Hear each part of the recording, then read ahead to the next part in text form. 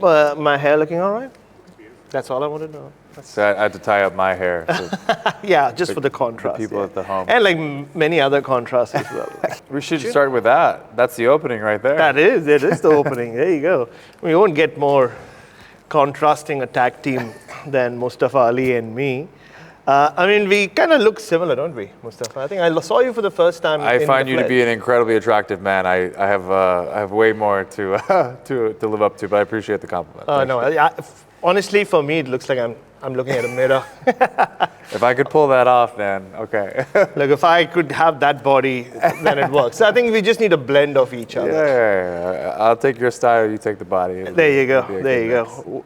Win, win, win. And that's all you've done in the last 1 year. You've been winning on the Mustafa Ali World Tour campaign, haven't you? Yeah, we went undefeated for almost 7 months in one-on-one competition.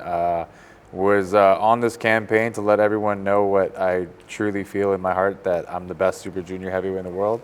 Unfortunately, finally lost the TNA X Division Championship against one speedball, Mike Bailey, in his hometown of Montreal, sold out TNA pay-per-view Slammiversary. But not under some, without some controversy. The good old Earl Hebner decided to have his redemption story and, actually do a Montreal screw job on me. But everyone saw it, everyone knows what happened, we moved on. But yeah, I just very happy with the World Tour campaign, and the victories are just a testament that what I say is true. I am the best super junior heavyweight in the world. And that's the basis of this World Tour and where you are in your career right now, right? Banking on yourself, like putting that trust in what you've achieved and what you think you can achieve by being who you are. Yeah, so the World Tour campaign isn't just necessarily about, me performing and showing everybody like how good I am. The nucleus of it is that I truly believe that the industry as a whole is very, very monopolized in certain way, and I want to be another testament. And there's so many guys that have proven it before me, but I feel like I'm the 2024 version of that, where like you truly don't have to wait on anybody. The motto, the motto is "In Ali we trust," but internally within me and my team and what I'm doing is the motto is "Catch me if you can." I'm everywhere. I'm in your face. I'm beating all of your favorites. I'm selling out shows. I'm making money. I'm making history. I've basically taken a nosedive plane and I've pulled it up. And it's, as much as it is satisfying, fulfilling, it's even more satisfying when I hear other people like, "Yo, I see what you're doing, man. Like, what's the blueprint? How do you do that?" And that's what the campaign's really about. It's like, yeah, it'd be great if I was making tons of money and had all the production and all the help. I'm doing that without the help, so it's still a viable thing for anyone to do. Look, you've been a pioneer, Mustafa, throughout your career, and I can't wait to talk about that. But your World Tour, I mean, here we are in the great city of Melbourne. Great city of Melbourne. From Adelaide, spoken like a true politician, my man. Okay. Well, you have the look, but I'm getting there. I'm learning off you. Learn. Okay. And so how did Australia come about? And what are your expectations from Australia? You're here facing one of Australia's finest and one of their favorites. So I'm particularly excited about the match with one Adam Brooks, because I have a very long history with Mr. Brooks' mentor, one at the time known as Buddy Murphy, now known as Buddy Matthews. A very historic feud, I would say, because till this day, I've been wrestling probably about 20 years now. But it's probably the number one match that I'm reminded about, and probably my most popular match. And it was voted the number one cruiserweight match from WWE. It was a no DQ match against, again at that time, Buddy Murphy. So, and Buddy spoke very highly back then too of Mr. Brooks and his relationship.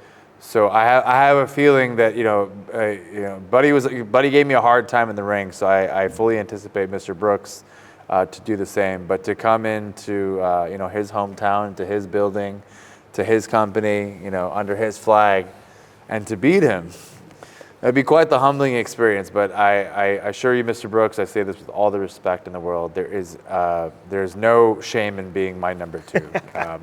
Buddy was my number two for a very, very long time. So you'll just be continuing this tradition, so to speak. But I'm looking forward to it, man. Mr. Brooks and I are absolutely going to tear it down here at the Thornbird Theatre. And it's my first time back here in Australia since like 2019. Wow. So just a lot of emotions, but number one is confidence. Yeah, well, beautiful. And I'm sure Adam Brooks will know that he's felt the magic of Mustafa Ali once we're all said and done. Yeah, 2019, that was before COVID. That feels like 20 years ago, right? Yeah, I want to say it was 2019. That's when I was on the SmackDown brand doing a lot of the international live events. So I'm pretty confident. So if anyone's fact checking me, please don't yell at me. I'm guessing here, but yeah, 2019. Now this is pre-recorded. Don't worry. Yeah. If you so got they'll it, edit got it. anything You know, they'll just put 2020 over Yeah. my lips when I say it. Perfect. That's easy, man. AI. Yeah. And like your memories of coming to Australia before this, like. We were speaking a little bit before this interview started. It's just so hard to, I think people just assume because we travel so much and we got to see so much of the world, and I mean this with all the respect in the world, it's all we see is hotels, gyms, and airports and arenas. Like I have never actually gone out and tried any authentic Australian dish. I haven't seen a kangaroo. I haven't experienced what it is to a night in the life of an Aussie. Like it hasn't happened because usually, with this, my first match post WWE was in Paris, and I was literally in Paris for about 11 hours. Like I landed, did a meet and greet, had the show, got something to eat, and then flew out. So like that's just and you think like, oh, you're in Paris. Like, did you go? Like, no, I didn't see anything. I landed and I went. So that's been most of my life. Yeah. So no, I haven't really. When someone's like, oh, what's your greatest memory of whatever location? It's like the airport line was like the security line was quick. So it's not a great answer, but it's the truth. Yeah, we've seen a lot of airports and hotels and gyms. You as a pioneer, and this is a Bharat from Adelaide question for you. Now, I'm from India originally. I moved to Australia years ago, and I've been a journalist for a long time. But for me to sit here with someone who has a Pakistani parent and an Indian parent, and then for them to even encourage you to take up wrestling as a profession, and then you becoming a pioneer, like take me back to that point. I've heard you speak about in other interviews, you were sitting on your dad's lap and you saw Bret Hart on TV. And how does it happen? Like, take us back to that moment. Yeah, it's just, in America, it's called the typical immigrant story, right? Like your parents come over and they work 3-4 jobs and we don't have, and that's the reality of it. Like I don't want to say I lived, like we weren't, poor by any means, but we also like didn't live in like any sort of luxury. So, and my dad was just a hard-working dude, 3 jobs. He was always gone, and on the rare chance he was home on a weekend, and like WWF at the time, like Saturday morning Superstars was on, and I must have been like 2 or 3 and walk in the living room, and he just kind of grabs me, puts me on lap, and like I'm like, who is this guy in pink? And like he's so cool, and it was Bret the Hitman Hart, and then that's when like the love story begins, right? This obsession, this infatuation.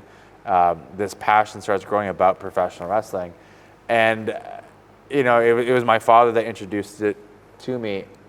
They were never against it, but they were very like obviously as concerned parents would be, and especially in our culture at that time, it was very like izzat, like respect, like don't like don't shame the family name and all that stuff. So you strive for your kids to be like doctors or engineers or like lawyers or something like that.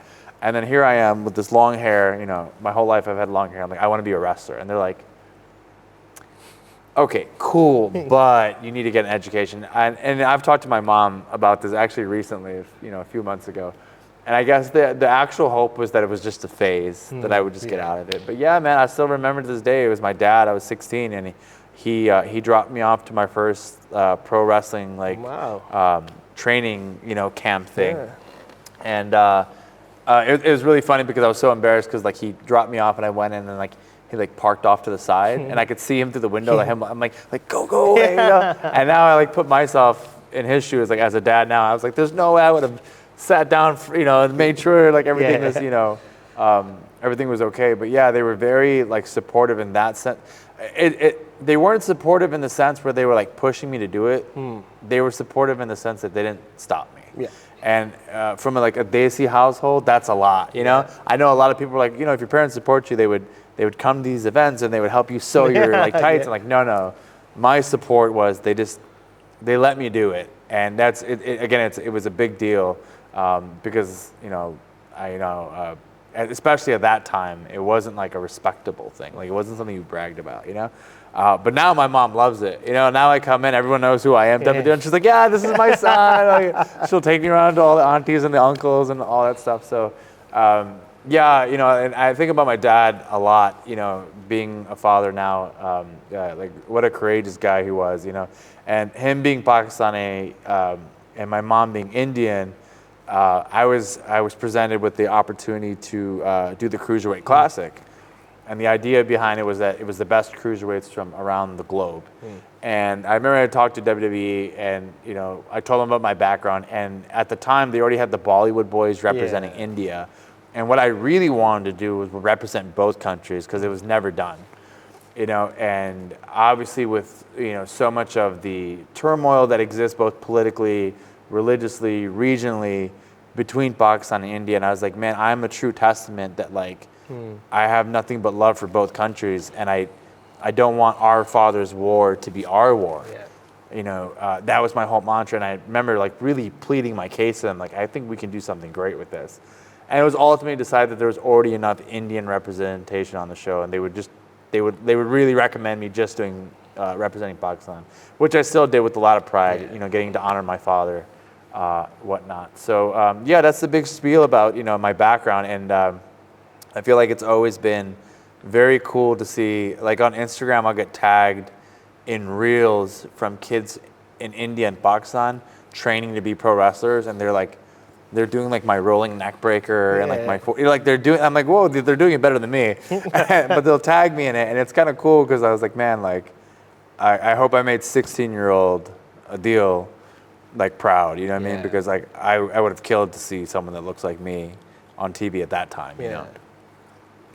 Take me back to that first training session, Mustafa. You walk in, you said your dad was waiting for you.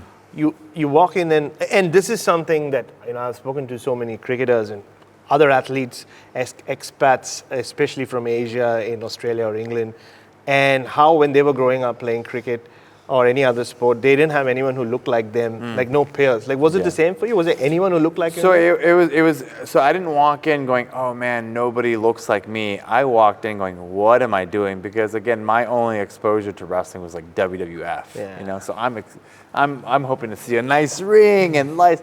It was a barn. It was a barn. There was like horse crap like on the floor. The ring was broken, soiled, you know, torn up. Ropes were. It was a very makeshift ring. So when I tell you that I started from the bottom, I literally mean that it was the bottom. And again, no disrespect to anybody, but the people that I trained with weren't like reputable, weren't well known, you know. So it was very like, you know, hunky. I don't know how to describe it other than like it was like the lowest class of training you can get. I was in a barn, you know. So that was the initial shock. It wasn't like, hey, I'm the only brown guy here. That wasn't, you know.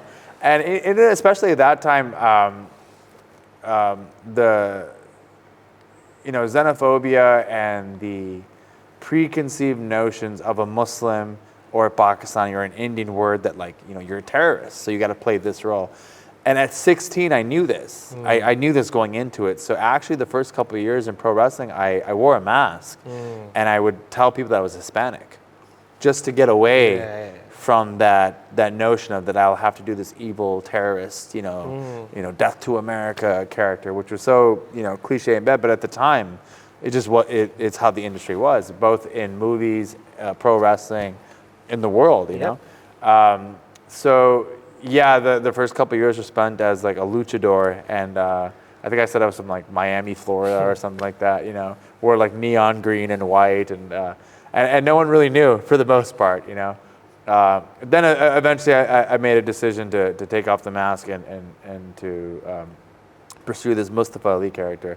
But yeah, the original origin stories, it wasn't. It was like I was so aware that my race was going to be a negative thing that I kind of ran away from it. Yeah. But did that race also then embolden you to become Mustafa Ali? I mean, because Yeah, like you, I mean, this isn't something that I'm proud about. It's the thing where I loved wrestling so much and I wanted to do so well in it, but I was just stagnant. I wasn't growing, and there's only so much you can do as a masked character. You know, you think about masked characters, and you think about like the first one that comes to mind is like Rey Mysterio, who's like an anomaly. He's a one in a million characters. But masked characters, typically, there's nothing to connect with them, to identify with them. And this is something that I'm not proud about, but the honest thing was that I caved in to the pressure, and I became this evil character, Prince Mustafa Ali, and I was this evil, prince from like Saudi Arabia, and like there was all these storylines, but basically it was a very anti-America, cheap heat, and as soon as I started doing it, took off, started getting booked everywhere. All the big indies started booking me. And it was almost like, and I've said this story a million times, but it kind of encaps everything. There was like a documentary crew following me around one day, and I looked at the camera. I said, I'm about to go out there, and I'm going to cut a promo in Urdu, which is the native language that Pakistanis speak. And I'm basically going to tell the whole crowd in Urdu that America is great, and that I love America, and I wish everyone well. But because I'm doing it in Urdu, they're just gonna boo me. And I kind of like yawned. And then I went out, cut the promo, and there's people like throwing stuff at me, chanting. It was just a great reaction as anything else. And I kind of just looked over to the camera like. And it became to a point, and again, I feel kind of like I'm regurgitating stuff here because anyone that's kind of followed my career knows this is the story that kind of changed everything for me. It was that at one night, there was a kid sitting front row that must have been 6, 7 years old, white kid, blonde hair, blue eyes. And he jumped out of his chair and he put up his fist to me. And it wasn't like, ha ha, he gets it, like it's part of the show. There was genuine fear and hatred in his eyes. Like, and I saw it. And I'm wearing all the garb and stuff. And that's when it just clicked to me. I go, what are you, like, you're teaching this kid right now in this moment, this impressionable mind. You're teaching him to hate people that look like you. Whether that's a stretch or not, but I felt it, right? Like I could see it in his eyes.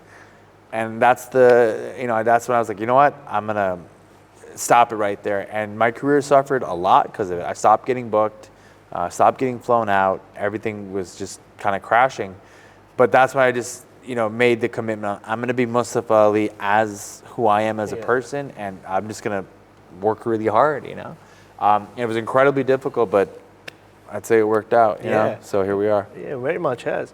But is that just the story of your life in many ways where, every time that's happened, like, where there's been a dip, you've, rather than make excuses or go look for someone to blame, you kind of gone deeper into yourself and, kind of found the confidence to just be you? So it's very interesting. I understand the concept of going,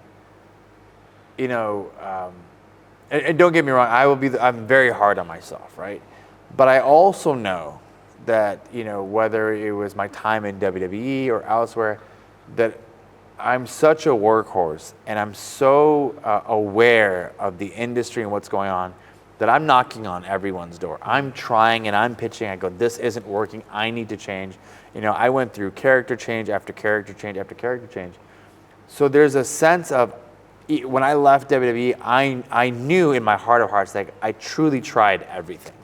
So there's a sense of like, I'm not mad at myself, The hardest thing I ever heard, I had a lot of friends that got released from WWE, and I would talk to them, and their number one regret was, man, I wish I tried a little hard. I wish that I took the initiative, and I kicked down the door, and I went, and I go, anyone that knows me knows I was kicking down doors and I was grabbing this, and I was trying, filming my own stuff, like, constantly, putting myself in the front line, and whether it was good or bad. Now I walked away from that with a full sense of peace of mind, going like, I can look in the mirror and be comfortable with the fact that like the reality of the situation is just, that's how the cookie crumbles sometimes, man. Like you could be the best, you could be excellent, But the way the cookie crumbles is you only get this much, and someone else that's maybe, I don't even say undeserving, because at the end of the day, it's just like a decision's made. Yeah. So I've come to the philosophy and the acceptance of life, like put your best foot forward. Always strive for that. So at least mentally you're good in the sense that like, it wasn't on you. But man, the cookie crumbles the way it crumbles. Like I can't predict that, you know what I mean? And to go back to what you were saying about that's been like the story of my career, I think that's just life in general, right? Like you make plans, like one of my favorite quotes is like you make plans and God laughs. Because like you can only plan so much, right? Like, with that, man, just, making the best of what you have, constantly reinventing yourself, listening to feedback, but this immense sense of self-belief. Because if I'm wrong, I want to be proven wrong. I want someone to tell me that I was wrong, but I haven't been proven wrong yet.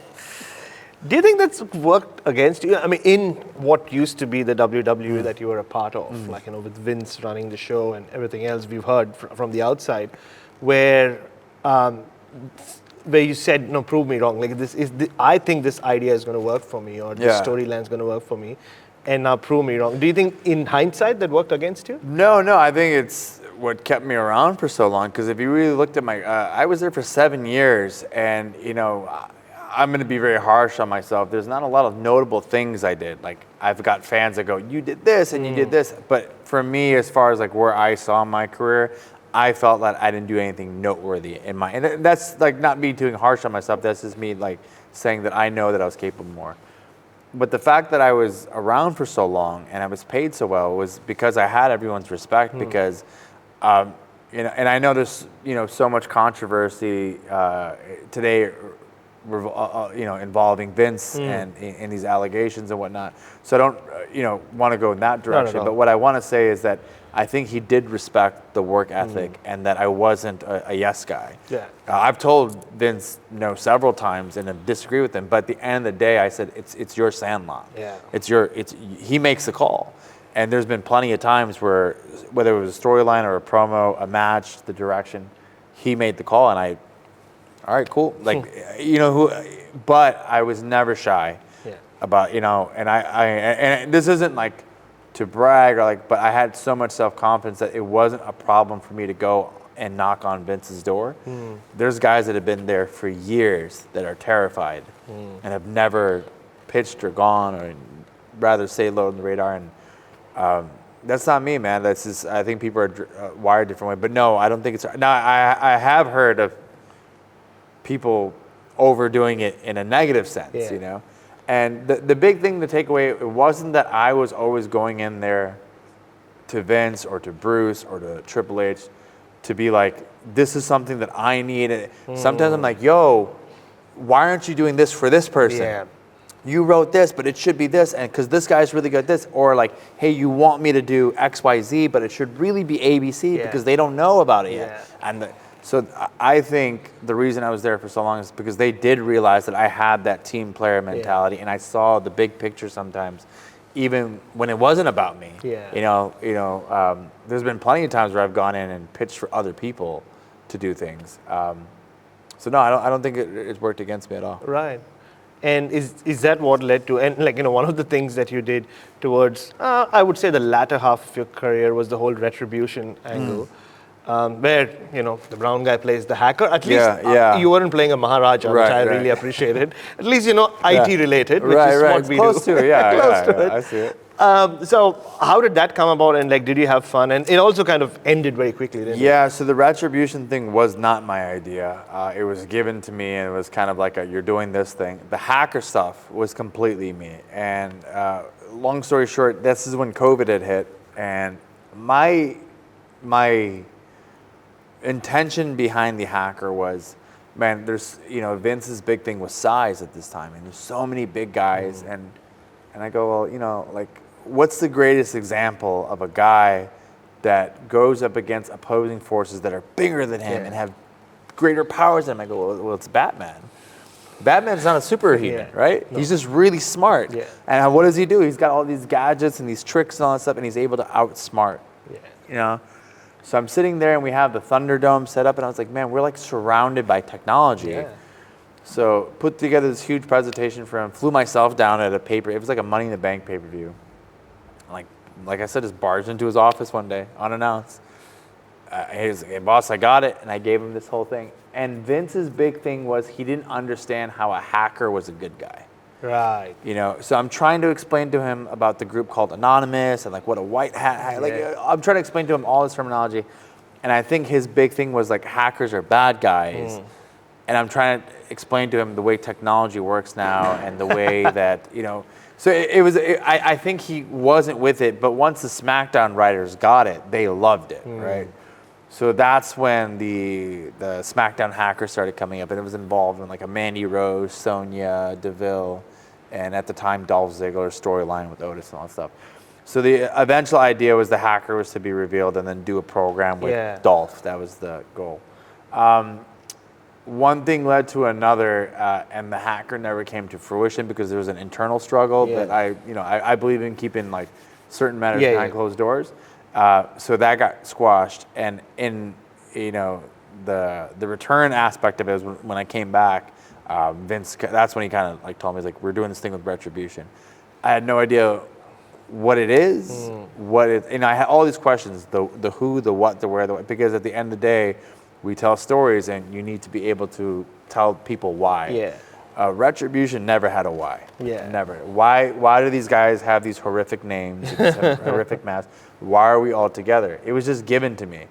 And once I realized that I wasn't going to be given all that information, I just started making it up on my own. Right. So again, social media was a big thing, and big shout out to like the WWE social media team. There's a couple guys that I got really close to during that time, Matty Cox, Anthony Cairo, that really helped me try to push this dead Retribution angle, like try to make something of it. And like I thought at some point we were going to turn around. So the big idea behind these awful names and these awful masks, and I had cut this promo that went viral, and I was trying so hard to get it on Raw. Yeah. Because I said, Vince, if you let me cut this promo, people won't make fun of Retribution anymore. And the idea is that I purposely gave them awful names and awful masks, and the entire world made fun of them. And I go, isn't it a terrible thing to be made fun of because of how you look and what your name is? Kind of like if your name was Mustafa Ali, and if you look the way I look. I love that. And I was gonna and it was supposed to be like we all felt, like you all fell for it. Like you made fun of these people about something they didn't have a choice about. And then, eventually they would be able to take off these masks and these names. We never quite got there, but if we did, I think we would have been able to. I know a lot of people dog on it, and rightfully so. It was very weird. And I personally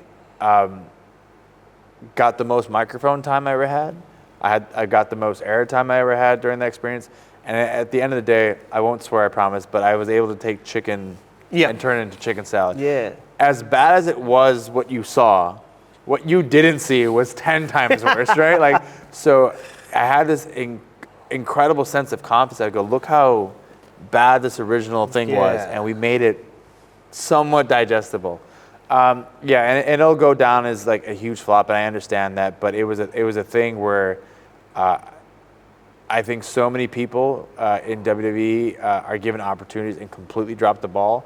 I was given an opportunity and never came back to any negative feedback or anything like that. And I truly felt like it was the best that I could do within the limitations of what I was given, So I actually look back at it quite fondly because, all the people in that group were supremely talented, and we genuinely tried to I don't know else how to describe it. We were trying to save a sinking ship, and eventually it sank. And I truly believe the reason it sank is because we were never given a genuine why. Yeah. If we could explain to you a why, and you still don't care, then we failed. Yeah. But we never got to tell you the story of why. And it was such an easy story to tell, but we can cry about it or we can move on. Absolutely move on. And I loved your original plan that you had in mind about, going out there and saying, hey, this is what it feels like. Yeah. That's such a personal, relatable story. To because what does Mia and Dijak and we all felt like, I didn't want to do the tire old, we're not Yeah. we want to, Un-American, yeah. no, not even that, like we want a chance. And I go, man, that's boring to me. Yeah. Like, I don't want to hear about a crybaby that says I don't get enough TV time. I wanted to be like this, Seth later went on to go do this Messiah, but I wanted this Retribution, because I was smaller than everyone too. I wanted to be like, I brainwashed them. Yeah. I'd be like, society, they only care about this and this and this. And like, we were this like, I had all these ideas. It was V for Vendetta base and all the stuff. And we were going to all have like uniform masks eventually. And the hacker was going to be incorporated into it. So plenty of fun ideas. Did any of them happen? No. But that's okay. But that's the beauty of it, right? Like, yes, I mean, you are one of the best wrestlers in the world, but also you have the ability to create stories. And like, if you can blend those two together, you make magic. Man, I appreciate you saying that. And again, I'm a very private guy, so I won't say who, but one of the greatest compliments I got is, there's someone that's basically at the top of this industry right now. And he's like, I'm not worried about you because you're a killer in the ring, but he's like, no one really touches you outside. Like, you're constantly creating. I had recently worked a program with Zilla Fatu, who's obviously, a Samoan wrestler with bloodline lineage. And I had done this promo basically, calling him out for being, getting everything handed to him. And, when I met Zilla for the first time, he even told me, he's like, yo, man, like, my whole family sent me that promo. And they were like, yo, you need to say something back. And I was like, yo, why don't you say anything back? He's like, I couldn't. Like, so that it felt good, but like, we created so much buzz off of a 2-minute promo because the match got announced, but I'm all about the why.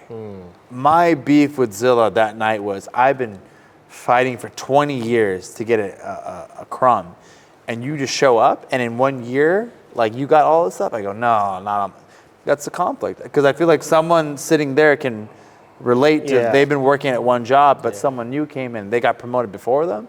Why? Because their boss is the cousin. Or like, so it was such an easy story, but like, and that's the big thing that I encourage to a lot of the guys on the indie scene right now. I think they're just showing up for matches. We don't make money off matches. We make money off of moments. And the only way you can create a moment is to explain a why. Why are these two people clashing? This is a little bit cynical, but this is the best way I can explain it. If I have a video on my phone right now and I go, hey, do you want to see these two guys fight? You might be like, But if I take out a phone and I go, hey, do you want to see this video I have of your brother getting knocked out? You're going to be like, my brother? And then you're immediately, and I ask, why do you care? Well, because he's my brother. So you care about the person. I care about, that's what we need to do as performers. As a professional wrestler, I need them to either love me so much or despise me so much that when someone says, yo, did you see Ali get knocked out? There's a reaction then, rather than, I don't care. Either yay, he got knocked out, or like, oh my God, they knocked out my, like, that's the most basic way to describe it today. And like, that's what I hope to do with this world tour, going in all these different locker rooms. Like, anyone that wants the advice or the help, I'm there. But I feel like that's what's lacking. A lot of the places I go, it's just about the match. It's like, cool, man, like, you had a great match. There's gonna be like 7 great matches. Who has that moment? Who has that why? Who made someone feel something? That's how you get people talking, and that's how you get to the next level, I feel like.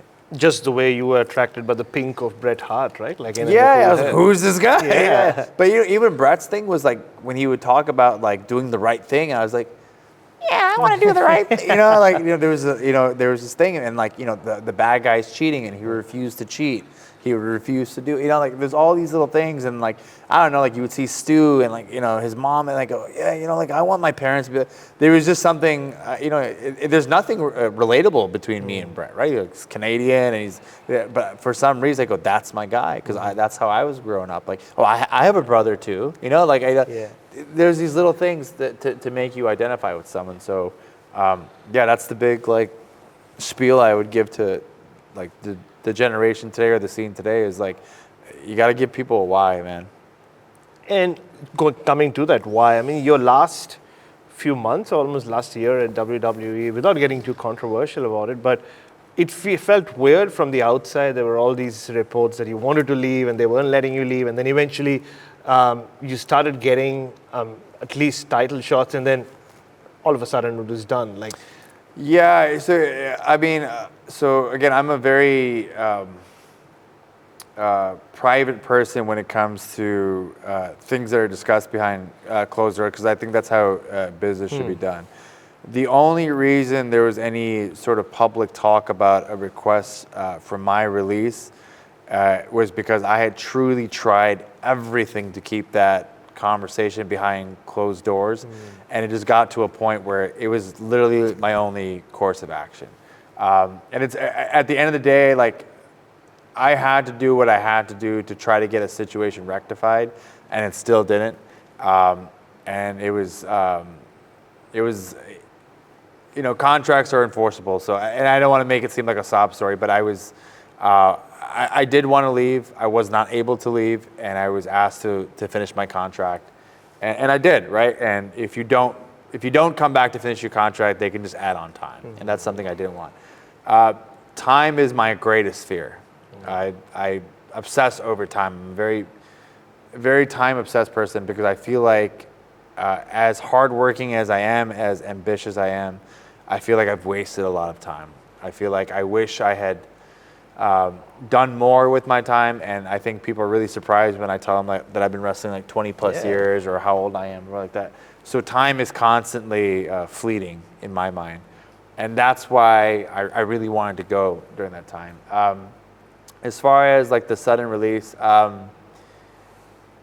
WWE was always aware of my desire to leave, and then that option was put in front of me. So yeah, it was unfortunate, because I was working with Sean in NXT, and there were some title opportunities coming up. And at the end of the day, again, I feel like what I don't want to do is have some sort of negative spin on this, because at the end of the day, I went to WWE. I made a ton of money, which allowed me to take care of my family, which is the most important thing. And now I have this platform. You know, I have this, you know, worldwide, like, people in the world of wrestling, when you say Mustafa Ali, they know exactly who you're talking about. And at the end of the day, WWE gave me that. So it's nothing but gratitude and respect for that. Now, I was in Paris for my first match, and, you know, WWE had come up, and someone from the crowd yelled, F them, you know? And I go, no. I don't believe in that. I don't think it's F them. I think it's show them. Yeah. And that's what this campaign's about. So it's all good. Everything's fine. I have great relations with them to this day, and my whole goal this year, and I think I've kind of already done it, to be honest with you, is to show them. Yeah. Show them. And you know, I'm whether you take this list seriously or not, and again, something that I didn't notice, but the PWI 500 list came out, and someone had sent me, the editor actually sent it to me. He's like, hey, you're ranked number 19, congratulations. I was like, oh, that's really cool. And then, again, someone else whose name I'd rather not mention was like, hey, I just want to let you know, just think about it. You're in the top 20, but in that top 20, every single wrestler is signed to a major promotion except you. You're the only independent free agent in the top 20 in the world. It can be done. Yeah. So, like, the message isn't to gloat and to, like, brag about it. It's like to grab everybody on the scene, to shake them violently and go, why can't you do it too? Like get up, reinvent yourself, try new things, do these promos. Not everything's going to be a home run, right? But when you hit that home run, everyone sees it, and, like, that's what shows up on the replays. That's what people remember. People don't remember when you strike out too much. You know, they remember the home run. So go hit a home run. I would have preferred a cricketing expression, but that's all right. Yeah. I'm not a big cricket guy. I have a really embarrassing story. The first time I went to India, I was like, yeah, I know how to play cricket. And it's bowling, right? When you, like, So I had no idea what I was doing. So I go up, and I promise you, first time ever, go up, you know, throw it, guy misses, and it hits the stumps. Yeah. Oh. And, you know, he's all mad, and he, like, I was like, oh, sorry. I didn't know. Oh. And I go over, and I'm, like, picking up, everyone's like, what are you doing? I was like, oh, isn't that just, like, strike one? Like, I didn't mean to hit. They go, what do you mean? I'm like, isn't it 3 strikes? They go, no, he's out. I was like, how do you play this game? And then it was explained to me, okay? Like cricket's already very long. If we have 3 strikes, it'll go on. Good for me, I'll get paid more. Yeah. You just spoke briefly about not being signed up by a big time company. And just the way wrestling works these days. The moment you were let go by WWE or you parted ways, I think most people, 80% of the wrestling fan population felt, AEW is going to get in. He's the highlight reels man. He makes, the great matches, and Tony Khan will come for it. Right. How did that not happen, or is it yet to happen? I am a politician, and I have many alliances. I was in WWE for a long time, and I really wanted to do this world tour. I wanted to go everywhere on my time, on my schedule, my matches. I think AEW is incredible. I have so many friends that are there. I know they're doing huge stadium shows. I know they're coming to Australia soon, and I truly believe at some point we will work together in some capacity. But I truly am enjoying this freedom of like picking my schedule. Like I went pretty hard from January to about like August, and then I was like, you know what? I'm taking 3 weeks off, and I don't have to ask anybody. And then for the first time, I just took my family on this huge vacation. I came back. I go, okay, I'm gonna work really, really hard till like December, and like I just get to make this schedule up, and like there's no one to ask or check. So I'm just really, the only way I can politically answer this question is that I'm just really enjoying what I'm doing right now, because I'm at the helm, I'm at the wheel. Anything that goes wrong, it's on me. Anything that goes great, it's on me. And I just didn't want to give someone that power yet, because once you work for a major organization, at the end of the day, the buck stops with someone, and it's not me. And so that's not to say that I'm opposed to it. It's just that I'm very happy with the decisions I made right now and the strategic alliances I made with New Japan and TNA and a few more to come soon. I'm just happy with being behind the wheel at the moment. It's brilliant being your own boss, isn't it? It's the best. I highly recommend it. Let's make a headline here. Look what's happening at WWE today. I was watching just while I was coming here on social media this great cinematic promo between Roman and Cody. It feels like right now, under Triple H, they're doing stuff that Mustafa Ali from, say, 5 years ago would love doing. Like now you have the creative license. Does that tempt you at all? So, man, I appreciate the compliment, because, one of the things I get reminded about the most is during my time on 205 Live, we didn't have a lot of promo time. So I would grab like a local camera guy, his name is Craig Mitchell, and we would go shoot these street style vignettes. And that's what actually got me my first buzz. And I remember like Daniel Bryan and like Vince, all these guys like, oh, we didn't know you could talk. And so I would try to do those when appropriate, because I also feel like not overdoing them, right? And like I had a really good one against Kenta, Hideo Itami. It was in the rain, it was all dramatic, and like a few good ones with Buddy and whatnot. So I was very, very proud of those. So the cinematic kind of like, I love bringing that world to wrestling, because I feel like it was done for so long. Like, like the monitor shot that everyone makes fun of, the TV's there, but I'm watching it like this. It's like, well, why?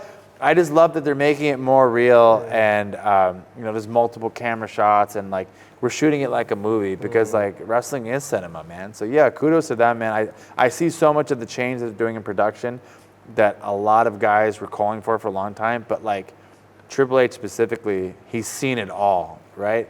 So for him to be able to actually like produce it in the manner that he sees, it's brilliant. So kudos to them, man. But again, being in my position where I can drive, so I have this huge match with Ultimo Dragon coming up, so I'll do some cinematic promo for that. I mentioned the promo with Zilla. It was my call. Like last second, I go, man, what if I put like the Bloodlines theme song in the back, but just very subtle. Like you really got, and there was all these little like, Easter eggs I dropped. I did Jacob Fatu has a line that he says a lot where he says he's going to dog walk someone, and I said that in there. And then even in that whole story, even in the match, I did the Usos super kicks. Like there's all this, and like I get to do that. So Don't get me wrong, like WWE is amazing, AEW is amazing, but like right now I'm very creatively fulfilled, and I think you could tell by the smile on my face, like it's genuine, and it's the first time I've been happy in a long time. Yeah, I can see you start your own. Like, yeah, you look happy. I mean, I'm a happy guy. I'm a happy guy. Yeah. I can see you start your own promotion. Not now. Once you're done with this. Man, I just too much business for you. I think I worry about something like that, like starting your own thing, because you really got to be all in on what you're doing. You know what I mean? Like, I couldn't navigate both. Like, I want to focus on like what's important to me, and at the end of the day, like, do what you're passionate about. Like, I wouldn't be passionate about a promotion. I'm passionate about performing. You know, I'm a performer. And then when that time has passed, then you know, whether it's producing or writing or being involved or being a trainer or something like that, it's gonna get 100% of my attention. Like, I believe if you're gonna do something, do what your heart says. Like, my heart would never say like, open your promotion. Not now. Yeah. But do you think after all these years, 20 years, like, you know, go back to that moment when your dad drops you there, representing Pakistan, and all the vitriol you had to experience, just being a brown guy, like being the alien, being the foreigner, even though you're born in Chicago, not that you're born in Mumbai like I was. Do you think you have paved, I mean, you're still so young, but do you think you paved a path for others like you, who look like you, to follow in your footsteps? Because that's part of it, right? It's very wild to me, because again, I think if you ask me about my career, I present myself in a positive light, but I'm also very disappointed personally with what I've done. Like, I reached for this and I only got this, right? But when talking specifically, like, you know, if I go to a mosque and I see Muslim kids, one of the last things I did with WWE is I did this huge media tour in Saudi Arabia. But, you know, even when I meet local independent wrestlers that are, you know, of a Southeast Asian background, it's always that thing like, yo, man, like, you really paved the way. And I'm like, what are you talking about? Like, and then they go, yeah, you know, I remember this, and you said this interview, and like, I watched this match. So it's a very surreal thing to hear a 20-year-old say that I watched your match at WrestleMania with Cedric, and like, bro, like, I had like my eyes teared up because I heard them say, someone say Mustafa Ali. Like, it doesn't dawn on me, because I'm like, yo, I'm at WrestleMania, don't screw up. That's all I'm thinking about. I'm not like, hey, let me change the game for brown guys. Like, that wasn't my intention. So a bit of me feels like a little fraudulent, you know? Like, but I'm like, oh yeah, man, you know, gotta look out for us. But in my head, but I hear it so much that now it's a thing, and I'll never forget. Again, I keep bringing up Paris, because it was my first night outside of WWE, and there was a young Muslim girl, and she reminded me a lot about my daughter. My daughter's 10, and you know, she's 16, 17, and like the way she's clasping my hand. And she's like, you know, I was telling my parents I want to become a wrestler, and they're like, no, you know, because they're not gonna like you. And she's like, and then I showed them like you wrestling, wow. And I showed them the crowd chanting Ali, and they were like, oh, okay, maybe. So she's like, thank you for it. Like, again, like, I didn't. You get what I'm saying? Like, I didn't do it for her, but I did something that has an effect on her life now, and now hopefully she's able to chase her dream now, and like. And I know the weight of that we talked about at the beginning, like your parents allowing you to do this. So yeah, it's super humbling, and it's very appreciative. I don't think personally I've done anything, but you know, hearing these stories here and there is it's a good feeling. Yeah. Yeah, I'm sure it is. Like, yeah, like you said, right? I mean, you can just do what you can do, and then you know, if it ends up like paving a path, If you end up if you end up helping out someone, man, it's even better. Yeah. And I love to ask performers this question, like, so is there a point where Mustafa Ali ends and Adil takes over, or like is wrestling just your job, or is it your identity? I think it gets dangerous when it bleeds into real life, but the game is so competitive now that you have to, you know, the standard of a performer now, you gotta look the part, you gotta dress the part, you gotta talk the part, and now you actually have to perform. I think the days of like the guy that could barely work in the ring, like, fans will call you out now. You know, I think they're a little bit more educated to it. And that's not saying everyone. You know, there's enough smoke and mirrors in wrestling where you could protect someone that's not super talented in the ring. But I feel like now more than ever, like you really got to kill it on all fronts, because you could be an amazing in-ring performer, but people are like, this guy's got no mic skills. Or you could be a crazy talker, but then people go, yeah, but what happens when the bell rings? And before it was kind of like one or the other, right? Like you could be a great in-ring performer, or you could talk great and you'll be fine, you know? So now I think the game is just, you know, everyone's just brought out the best in each other. There's that, but then there is a deal that's got 3 kids at home. And it's just, man, I'm all about those Saturday morning pancakes and everyone just sitting on the couch and watching cartoons and movies and like not getting up because I just want them all, like, you know, my daughter's here, my son's here, my baby's here. Like they're all, and my wife's like, you good? I'm like, yep, I'm good. Like, you know, that's the best, man. Like that, I live for that. So Adil is just that. Adil is just his kids and his wife and us eating and like just chilling. Like that's my everything, and I can't wait to do that. Mustafa Ali is the guy that's up in the middle of the night going, how do I turn this around? Or like, what about this match? Or like, oh, can I do this move this way? And then, oh, I have this match with Mike Bailey in Montreal. Do you think Earl Hebner's available? Like, you know, all these ideas start like, so that guy kind of comes alive when everyone goes to sleep, if that makes sense. And then it's the first thing I think about when I wake up. I'm like, all right, what do I have to do? Like, everyone's okay. Kids are at school. Wife's, all right, gym. And from that point, it's just calculations. Like, how do I plan a strategic campaign tour? Like, even like the World Tour campaign video that dropped was so strategically planned. So yes, there's definitely 2 different people, because Adil is just pancakes and cuddles with his kids, and Mustafa Ali's like, how do I take over the wrestling world? Well, you're on your way there. Trying, man. Speaking about taking over the wrestling world, look, they say it's in the late 30s that wrestlers hit their peak. Yeah. You're what, 38 now? Sorry to bring that up, Yeah, but like I'm just a year older than you. I just wanted to say that, put that. We're on old, record. man. We are old. We're like, old. Yeah, we I could feel sit it. here and talk about it. I'm sure you feel it more than I do. But what you've done with your body, do you think you're peaking now? And what's next for you? I mean, this is the world tour, but like, where do you see yourself going from here? You know, I did the whole like, where do you see yourself thing for a good portion of my life, and I feel like that's dangerous. And I'll probably mess it up, but what's the really famous Bruce Lee quote, like, be like water type of thing? Like, ebbs and flows, man. Like, I'm always going to put my best foot forward, and when I find out about a situation or something else comes in or a detour, I just like water, just, okay, what's the next logical thing that we can do to ensure that these fans go home happy tonight, to ensure that you and I go home to our family safe, and then we make a lot of money? Like, what's the most logical thing? Not what I want or what I, like, how do we fix this, you know? And I feel like that's the way I go. Like, I could sit here and go, you know, by this time next year, I want to be like, I don't know. What if I'm having the time of my life 6 months from now? Like, why do I want to give that up? What if I'm miserable next week? And, you know, so to me, to plan where I'll be is kind of not pointless, but the industry is ever changing, and you know, who knows what opportunity comes up where and with who, right? So I don't stress on that so much. As far as being in my prime, I think it took leaving WWE and really betting on myself to figure out what my strengths and weaknesses are. As far as being in my prime, I think in ring I was in my prime during that 205 Live phase, which is so unfortunate because a lot of people didn't watch it. There's some hidden gems there.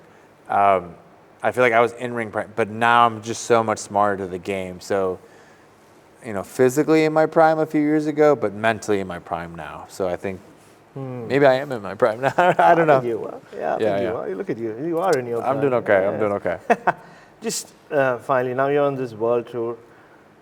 here's an offer for you. If you ever want, like, a good-looking brown guy just there by ringside, like, we could form our own brown bloodline. Hey, I'm just Desi saying, bloodline. I need a body double here and there. There's some There you go. commercials that involve me getting hit by a chair, and I don't want to do that. So maybe you can. Hey, look, I'm messed up anyway. It doesn't matter. Yeah. So we'll talk about a body double role possibly. Brown bloodline, I can see that happening. Oh, look at you. There you go. Okay. Yeah, just our background. Look, nobody's given brown guys good storylines historically. Maybe we'll have to do it ourselves. I wouldn't bet on it. No, absolute pleasure. Thank And you, enjoy as well. Hopefully you get to see a kangaroo. Oh yeah, can we find a kangaroo? Is it in the budget? Yeah. All right, we got the thumbs up. We'll find a kangaroo. Hey, appreciate the time, man. Thank you. Cheers, bro. Thank you.